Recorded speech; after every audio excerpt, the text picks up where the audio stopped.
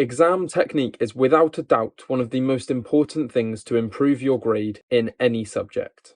In today's video, I'm going to show you exactly how to make your exam technique as good as it can possibly be. So before anything, I want you to tell me the difference between this compared to this. Now, both of them contain the correct content, and ideally in an exam they will get you the full marks. However, as you can see in the second one, you are using words and explaining things in a logical process compared to just having random calculations all over the place like in the first one. By using words and explanations within all your calculations, it's not only easier for you to follow, but also the examiner when they come to mark your paper. They're going to be more inclined to want to give you the marks rather than having to hunt for them themselves.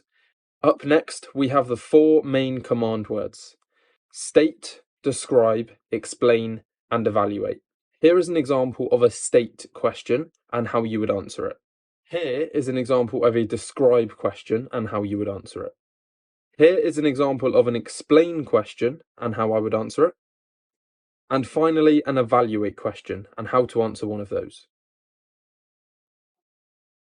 Next up, once you have read your really wordy, long exam question that you have to answer, before even attempting to answer it, look at the number of marks it is worth. Because whether it is worth 2 marks or worth 4 marks, that is going to massively change how you want to structure your answer. Point number 4, different exam boards have different exam styles. Whether you do AQA, Edexcel, OCR, or any of the other ones, learn what their specific papers look like. For example, I predominantly teach a lot of maths. In AQA, they have lots of multiple choice questions within their maths. If you have a look at an Edexcel paper, not a single multiple choice question will appear.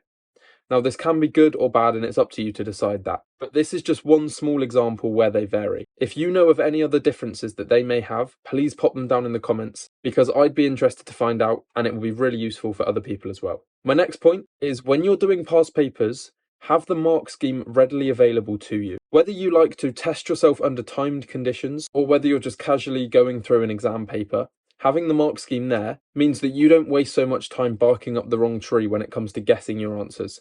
Now, I'm all for trying to work out and work through a problem, but if you are completely lost, there is no shame at all in just looking up the mark scheme, and you can make a quick note of exactly what the mark scheme wanted from your answer, and hopefully that will stick with you for next time you see a question similar to that. Point number 6, when it comes to the official exams, or even mock exams, you should know roughly how long it takes you to do that paper. As you approach exams, you've heard it a million times, do lots of past papers, and to be honest, try a couple under timed conditions. In maths, you have an hour and a half to do most papers. This may vary slightly between exam boards, but on the whole, it's roughly an hour and a half. However, someone that is confident at maths will be able to do the paper in under an hour fairly comfortably. By knowing roughly how long it will take you, this means you can time yourself and pace yourself well enough so that you've got a lot of time after to double check all your answers, again making sure the exam technique is all perfect and exactly how it should be. And finally, a big part of exam technique isn't necessarily about the exam itself.